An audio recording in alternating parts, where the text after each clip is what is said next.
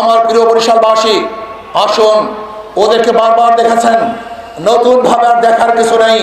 কিন্তু আমাকে, আপনার এই সন্তানকে একটাবার পরীক্ষা করেন নাই, ওদেরকে বারবার পরীক্ষা করেছেন, বারবার ফেল করেছে, এরপরে পরীক্ষার হলে ঢুকিয়েছেন, কিন্তু আপনার এই সন্তানকে একটাবার পরীক্ষা দেওয়ার সুযোগ দেন নাই। আমি বরিশালের মানুষকে অনুরোধ করব, করজোর অনুরোধ করব, একটা বারের জন্য আমাকে পরীক্ষা করুন। যদি ফেল করি, দ্বিতীয়বার আপনাদের কাছে আসবো না ভোট নেওয়ার জন্য। ইনশাআল্লাহ আমি আশা করি, যদি আল্লাহ পাক আমাকে কবুল করেন, যদি আল্লাহ পাক আমাকে কবুল করেন, তাহলে আমি এই আমার কনস্টিটিউশনের মধ্যে একটা মিথ্যা মামলা রাখবো না ইনশাআল্লাহ। জুলুম অত্যাচার বন্ধ করার জন্য 100% চেষ্টা করবো ইনশাআল্লাহ।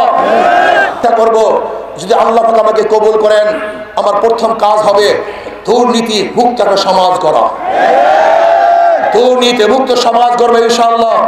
আমি বিশ্বাস করি সমস্ত কিছুর মূল হলো দুর্নীতি।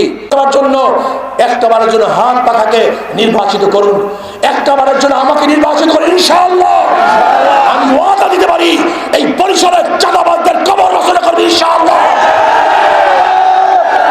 আমি বিশ্বাস করি, আমি কনফিডেন্স রাখি আমার উপরে ইনশাআল্লাহ।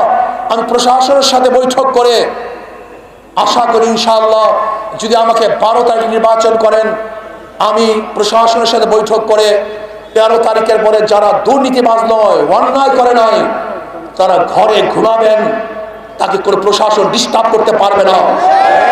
আমি ওয়াদা দিলাম ইনশাআল্লাহ, যদি আল্লাহ পাক আমাকে কবুল করেন, আপনাদের ভোট পেয়ে যদি আল্লাহ পাক আমাকে নির্বাচিত করেন, আমি সংসদে কোরআন ও সুন্নাহর বিরুদ্ধে আন্দোলন করব, কথা বলবো, বক্তৃতা করবো ইনশাআল্লাহ।